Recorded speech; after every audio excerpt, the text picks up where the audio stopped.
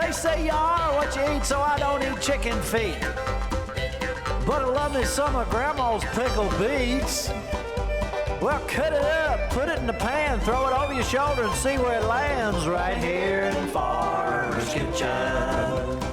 Maters, taters, beans and corn, the cows in the barn and the sheep's been shorn, kids in the barnyard chasing Grandpa's chicken. Spices, slices, cuts and dices, gonna slash your grocery prices right here in Farmer's Kitchen. Help you grow your garden good with recipes to suit your mood. Try some grub you've never tried before. Smash it with a wooden mallet, gonna educate your palate. Right here in Farmer's Kitchen, in Tim Farmer's Country Kitchen. We're gonna cook something good now. Hello and welcome to the Farmer's Kitchen. We're the farmers. And what is this? Our kitchen. This is our kitchen. This is our real kitchen. You know what? It's that time of year when you're picking things out of the trees, you're pulling things out of the ground, you got your buddies trading stuff back. Mike's got all kinds of stuff coming out of the field over there. And we're gonna do what we naturally do. This is not anything that we had to make up because we needed to present a show. This is what we do. Right. Most recently, we butchered a cow, so we have a lot of hamburger. Yes, we do. So you know what we're gonna do? We're gonna have a lot of hamburger recipes. Yummy. We've got in front of us this beautiful bounty, even banana peppers. You know what we did last night? We were watching the meteor shower. That's right. And we got hungry and we saw banana peppers laying there. So here's some pictures. We deep fried some banana peppers in olive oil. That was At delicious. a low temperature. Delicious. You ate most of them. I only had one. I did eat most Yes, of them, you and it did. was delicious.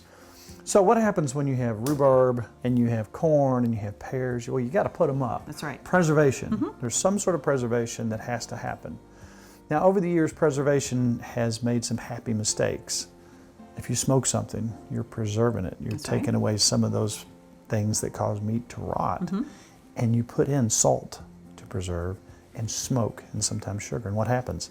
You get something wonderful. It tastes amazing. We had some bacon the other day that we pulled out of the freezer that we made. good. We got corn that we're going to freeze today. Now, that's no mystery. Right. But the old timers, they didn't waste anything. That's right. So even after they cut the corn off the cob, if they made pickle relish or whatever way they decided to put it up, they used the cobs. And we're going to show you how to make corn cob jelly in just a minute. So delicious. They didn't waste anything. You put this something on a biscuit, it's serious stuff. Yes, it is. It's good stuff. We're going to put up some pears. There's many ways to do that. And we're also going to have a pear rhubarb pie. Gotta have some pie. Oh, my. What is it?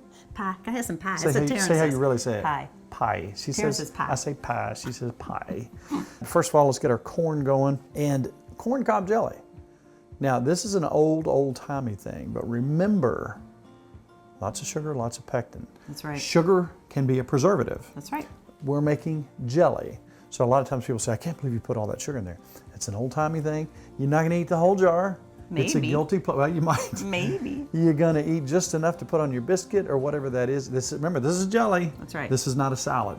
Well, I read something else where they took the corn cobs and after even they made the jelly, pulled them out, dried them, and used them to start fires. Like Yes. they didn't throw away anything. There's all kinds of things to use corn cobs for that you wouldn't believe Okay, after they dried them. So let's just leave it at that. Okay.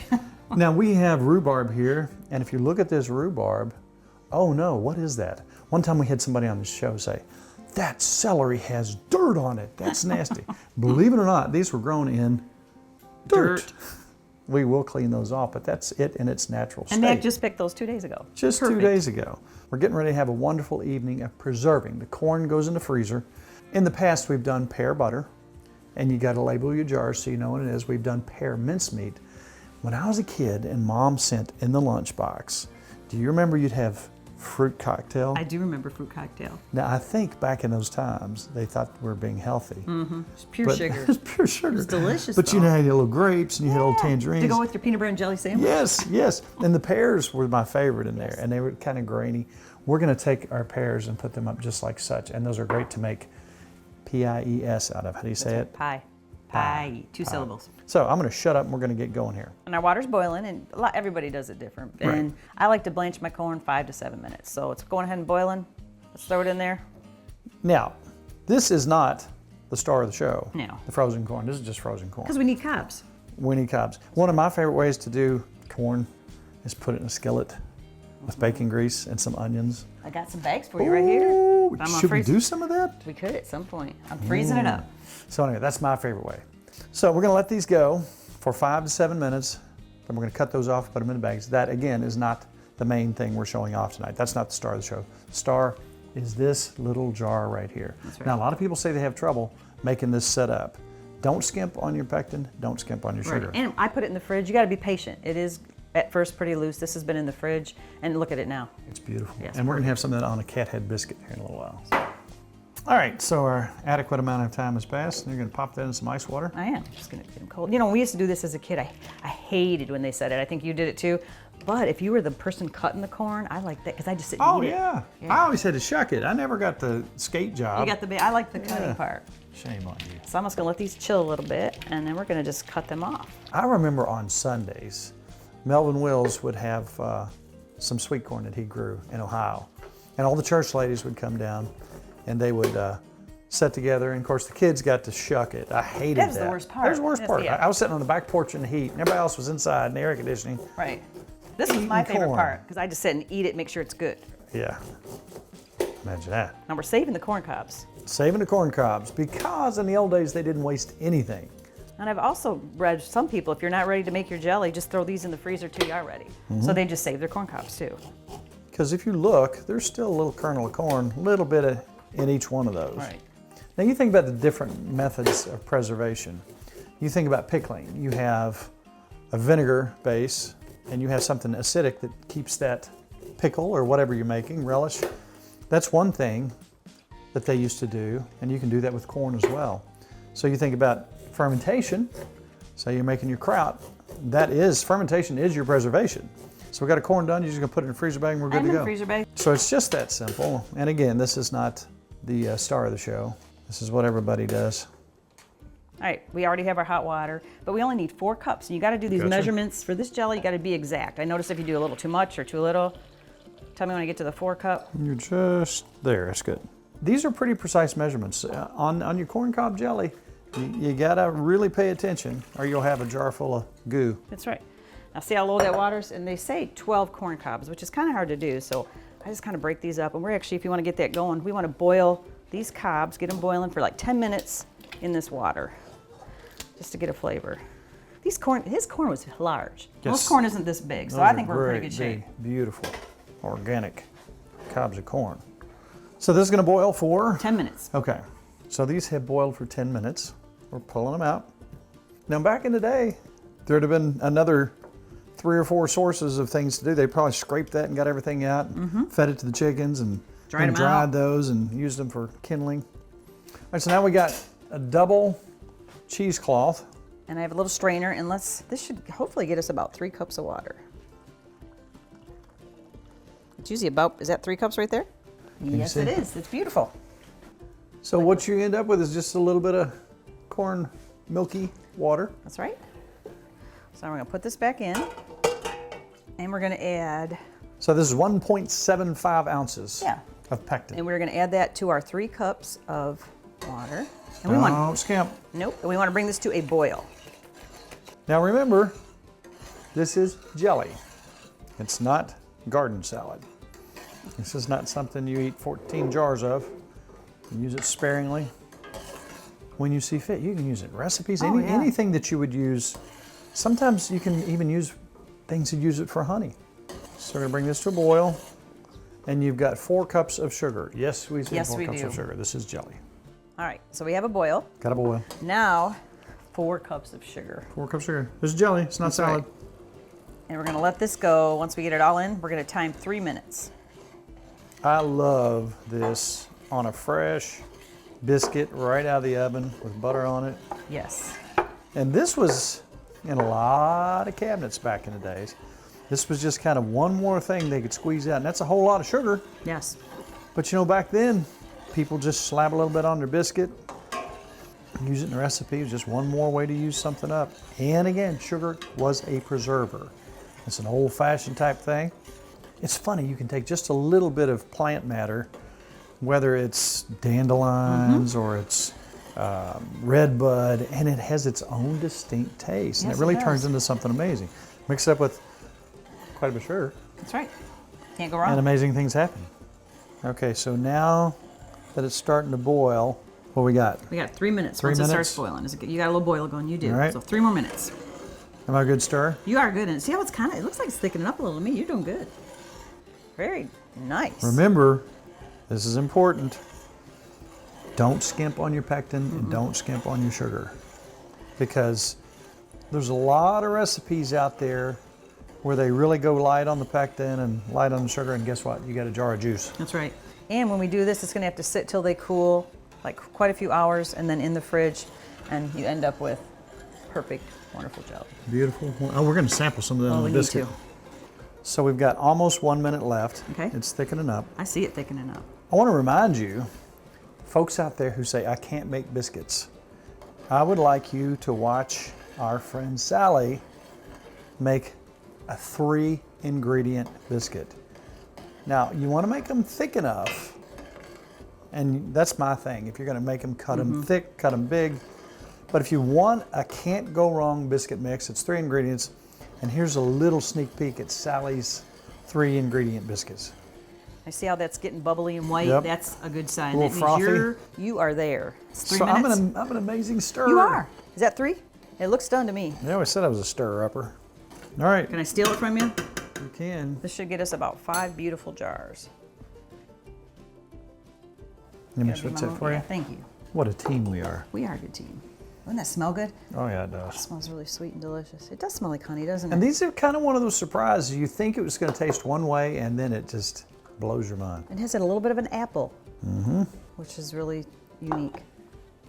And this, you know, if you're doing this anyway, if you're putting corn up, it's just another little simple step. And it's good Christmas gifts. We already wiped the top of the jars off here. And you do not have to hot bat these. They just sit, and then once I keep it in the fridge. Once you open it, put it in the fridge. And again, we don't can things for a 55-year shelf life. We do it just long enough to eat it. Now it's loose right now, but you gotta let it sit, and we will have some jelly. This will go in the fridge in probably 3 or 4 hours. Oh, delicious. We're gonna clean this up. We'll show you the finished product on a biscuit. Yay.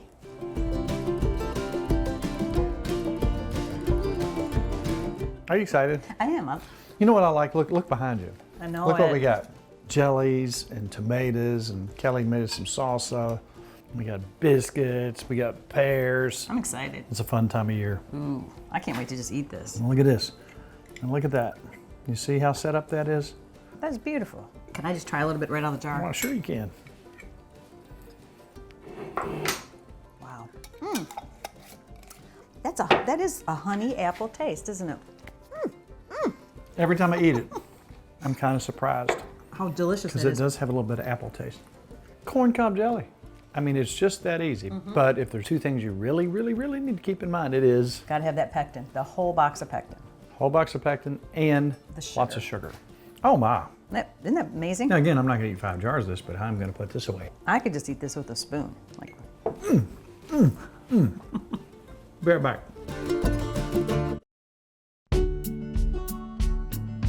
So we've done pear butter. We have done pear mincemeat, yes, delicious. which is absolutely wonderful. Oh yeah. And we've done assorted pear things, canning. We have a nice pear tree out here. We're very lucky. Now, in this part of the country, we have the cedar rust, which is a horrible fungus. The pears were affected this year. I've got some pictures of the pears, but the ones that weren't affected were very nice size. They're beautiful. These are the best pears. I'm not sure what they are. The tree was here when we came in. This year, I really got to thinking about, as a kid, I would love a snack where you just take out like we talked about, the fruit cocktail, and just had the pear halves. I think in the store they call it pear halves with syrup. Yeah. As a kid, I loved that. But the great thing about this, grab that jar there if you will. The great thing about this is when you prepare your pears, say you want to make a pear pie or a pear cobbler, they're already Ready to go. ready to go. And they're a little bit, you know, got the little bit of the mush going, so you don't have to Right. work so long in the oven. Now we're just going to show you how to do this on a jar-to-jar basis. If you have a few pears here and a few pears there, this is how to put them up. This will do 1 quart, what we're gonna do. Mathematically, just multiply if you have more. That's right. So I'm gonna start by peeling, and this little peeler works great. Isn't that a great little peeler? Yes. And the tree was so full of pears because of the ones we lost to the cedar rust. The ones that survived are really nice. Those are bigger than perfect. usual. Nice sweet pears. Now the most work is this, the peeling of these pears. Something you can do, now it's easy for us because we only have 5, is we have salt water here, and as you're cutting the pears, if you put them in that salt water, they last quite a while. All right, now, these are in salt water. This will keep them from turning brown. You can put a little lemon juice in there too, won't hurt a thing. Good idea. You know, and last night when I did it, I let them sit for quite a while and it kept them. It really works. We're gonna take 2 cups of water. How much sugar? That is half a cup of sugar. Half a cup of sugar. You get that boiling. That is your basic syrup. Now see, that's not as much syrup that was in the jelly, but it's enough to make them nice and sweet and preserve. So now something that we are gonna do with these jars is we're gonna hot bath them. How long for a quart, Nikki? A quart was 30 minutes and 25 minutes for a pint. For a pint. So pretty close. And I'm using my hand here. I'm gonna get as many as I can in here. Now she is using her hand, but obviously it's gonna be boiled. That's right. I wanna stuff them in here tight. So we'll be just fine. And we actually cut 6 pears, but I think 5's gonna fit just perfect in here. Those are some pretty good sized pears for the old country tree. We're gonna have some extra pears just to eat. So we're gonna bring this to a boil. Yeah, and it's pretty much mixed in. It's a little boil and then we'll know it's done. And I see bubbles, I think we're good. Close enough? Close enough. Because this is gonna go into a hot bath for 30 minutes. Okay. And this amount here will fill one to the top, and you have a little extra. And we've wiped our lid off. Wiped our jar. Boom. And we're gonna hot bath this for 30 minutes. And voila. Now one thing you really need to remember is when you take these out and they dry off, make sure you put your date on the top of the jar. It has a little space there, right, for it. That's right. That way there's no confusion. And there we have our pears in syrup. You know, I want to try one. I want to show you what these taste like. This is a good snack right out of the jar. Now, just for a snack. Just for a snack. See if that brings back memories. Oh, yeah. Tastes like fruit cocktail. You can't have any more. It's for my pie. Isn't that good? What we're doing, we're using pears because we have pears, but you could do this with apples too. Oh, yeah. You could do an apple rhubarb pie. But let me tell you what, as a kid, I don't remember where I got it, it's probably Mom. I remember having a pear pie, and it may have been a pear rhubarb. Now, you have strawberry rhubarb pie, all kinds of wonderful things. But this is an old-fashioned thing. All right, fresh rhubarb, straight from Mac. That's right. So here's what we're gonna do. We're gonna show you, first of all, give them your old-fashioned pie crust. Pie dough. And I made these earlier. You know what? I like to use the ones in the store sometimes when I'm lazy, but you just can't. It's this not the is same. just too beautiful. It's not the same. And that's with our lard too. I think that's why it's so good. So I usually start, and I made these earlier today and have it already. I have a 1/3 cup of our lard. Then I put half a teaspoon of sugar, half a teaspoon of salt in there. I kind of just always throw it in. And a cup of flour, and then about 2 tablespoons of water. Sometimes I add more flour or water. It's just all-purpose flour. Yeah, but you gotta have the lard. That's the secret, is the lard. But it's the best. If you don't want to use lard, you can use shortening or can. butter, whatever you want to use. But let me tell you what, if you can find somebody who has pasture-raised pigs and you can get that inner leaf lard, that pure white stuff from a pasture-raised pig, do a little research on that. It's really, really kind of good stuff. So that's the kind of lard that we use. There's no pie crust like it. There's nothing in the world like it. So what I'm going to start with though first, and I have a cup of sugar here. And these are, we looked at our grandma's recipes. This is kind of interesting. This is 2 tablespoons of flour. Sometimes people use all flour. And this is 2 tablespoons of cornstarch. Cornstarch. So that's going to be our main. That is kind of a secret ingredient for a lot of things. Yeah. And something else that might shock you about this recipe is we really looked up some old-timey stuff from our families. And you take ginger. We're going to use fresh ginger. Now, they probably use ground ginger. Remember the cans of ground ginger you used to have? We used a little fresh ginger in here as opposed to ground ginger. And it gives it just a little bite, something different that you can't really place. And it's just absolutely wonderful. It made you eat the whole pie. Yes, I have You did eat the whole pie. All right, so now we're going to take one of these. And you stole I did steal a pear out of there. out of this. That's like 4 to 5 pears. Okay. This old-fashioned tool that you got me. Chopper? Yes. Now, we made them big because you like to eat them, but for pie, Mom used that for her chow chow. I love this for everything. Now this again, you've got the extra added benefit that these are canned pears. They've been cooked. So they're not going to be as tough when you're starting the cooking process. Now we have our rhubarb, and it takes about 1.5 cups of rhubarb, so I kind of measured this out when I made it today, and it took almost both of these. And we're just going to cut little pieces. It's like we're putting celery in here. Rhubarb is an old-fashioned thing that folks used to have out. Something else you used to see a lot of farmers, they had the horseradish. I remember Bobby Joe always had horseradish out, and it made the best fresh horseradish in the world. All right, we need about 1.5 cups of these. I think I'm getting close. This rhubarb is pretty big. Mm-hmm. All right, now our secret. Like we said, we're gonna get some of this ginger. And I'm telling you, this is really, you might even try some ginger in your apple pie. So I'm just gonna go ahead. You don't need a lot. No. And it gives it a great taste. And ground ginger too, it will work just fine in this. Also, this is an organic lemon. Zest. So I'm gonna put some of the zest, because we're gonna also use about half of this lemon for the juice. So we're gonna zest it up. Mm-hmm. I am preheated to 375 because we're gonna let this cook 50 to 55 minutes. We're gonna see when it looks beautiful. What do you think looks good? And this is half, I'm gonna put half of a lemon. One more secret ingredient, and this was your good idea because we're in Kentucky. It's a little bourbon. That's right. Little bourbon. Got about a tablespoon. A little bit of salt. I forgot about my salt. Gotcha. About 1/4 teaspoon of that. All right. And we're gonna save our cinnamon egg for something else. All right, here's our basic. Do you have a spoon over there I can use? I do. Of yours? It'll be $1. All right. So now we're gonna just add this mixture here. Now say what was in your mixture again. Okay, I had a cup of sugar. I had 2 tablespoons of flour, 2 tablespoons of cornstarch. That's your thickening agent. Yes. Then I had, the cornstarch is wonderful. 1/4 teaspoon of that wonderful salt. We put some lemon zest, we put some ginger, we put some lemon juice, and some bourbon. Now we're gonna take this amazing, beautiful homemade crust that I think is amazing. I love it. It is the best in the world. And we're gonna add our filling. What is this you're making? This is a pear rhubarb This is a P-I-E. How do you say it? pie. No, Pie. that's how I say it. You Pie. say pie. Pie. Very Pie. proper. Now, cinnamon. Oh yeah. Beautiful. Now I've made a pie crust top earlier too because gotta have homemade. If you hold the bottom of that. Hold the for me. bottom? Yeah, because I'm gonna pull it off of I here. don't want to mess it up. It should be pretty good. Look at that. Okay, something Grandma always told me. Uh-huh. Got a blue egg too, because blue's my favorite. That's one of our girls. I love them. I just want the white.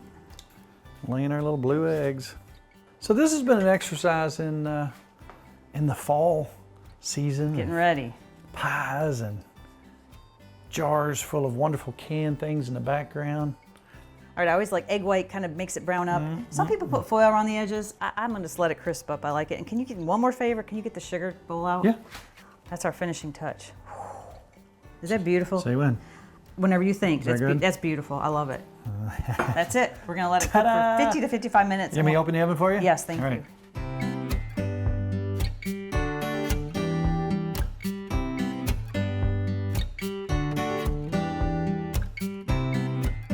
Mrs. Farmer, Yes. might you do the honors? You ready for a piece I'm of pie? so excited. I know. Take right out of the pie safe, didn't you? I did. Now that's that good crispy, crunchy crust. Oh, it's just old fashioned. Yes, it is. I'm gonna try to lift it up here. How you want to go first? I do. Actually, I snuck a little piece after we cut it. I've You already. worked harder than I did on this. And look at that crust, nice and crunchy. That ginger and lemon add so much to that. Need one more bite. This, you know, this has got something old fashioned about it. This is something our grandparents would fix. Wow. Delicious. That being said, Mrs. Farmer, if somebody walked up to you and very pleasantly said, Mrs. Farmer, how would I get that recipe? Where are they from? Tim Farmer's Country. West Virginia. Okay. All right, that sounds like a good accent. TimFarmersCountryKitchen.com. I would tell By them. golly. And if they want to visit with us on Facebook, like a lot of people do, Right. how would they become a part of that? Is it really is it kind of a secret Difficult. It is. code? How do you get in there? There's 4 letters. Like. You hit like. Yeah. And now that our half hour is up, it's all about Good times. good friends. And really good eats. And we're going to eat that till our bellies stick out and we can't walk. Wow. See you next week on Tim Farmer's Country Kitchen. Yummy. Funding for Tim Farmer's Country Kitchen is brought to you by Boone Contracting. Dream, design, build. We build your dreams. Lexington. Wilderness Road Hospitality, Stanford, Kentucky. Buck's Grill. cooking for the folks since 2008. Maysville, Kentucky. Ephraim McDowell Medical Center in Danville, Kentucky. A destination soaked in bourbon history, Log Still Distillery. Set against the backdrop of Kentucky's iconic rolling hills in Nelson County.